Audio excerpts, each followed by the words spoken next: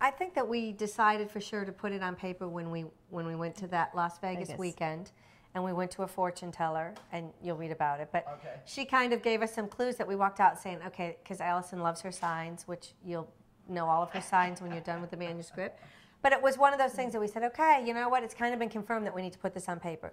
And every time we did share with just friends or acquaintances, it really was a situation, you know, we're not exaggerating, where people would just stop what they're doing and they'd listen to every word. And, you know, we knew that we had a kind of a story to tell. We always had great comments back and people were amazed. And I told Allison just the other day when I was telling my hairdresser about it, why I was coming out here, she had to go and she had to water down the color.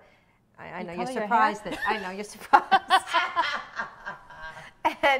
But she was really running so that she could get back to me, so that I could continue.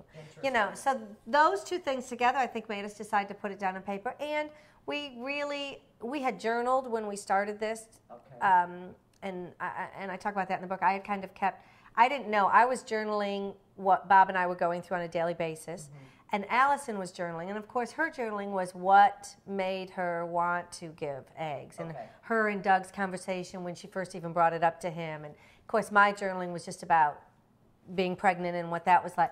So Allison gave me her journaling, and it's all together in a book. So I thought one day when my kids understood, they could at least read Allison's own words of why she did it. Why did she pick Bob and I? Why did it ever even happen? I mean, it's like that question you asked me on the phone. Can I even imagine if our paths had not crossed? Obviously, I can't imagine that, because was there life before kids? I don't remember that either.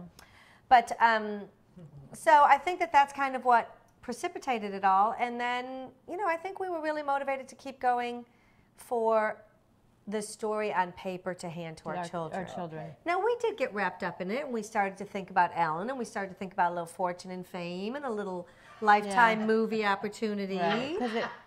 But initially, we didn't say, let's see if we can be authors and stop our professions, our career. You know, it was never that. It really was. It was such a special story, and we thought, if we can chronicle this during the time when it's happening and remember why we did it, it will be important to the kids at some point.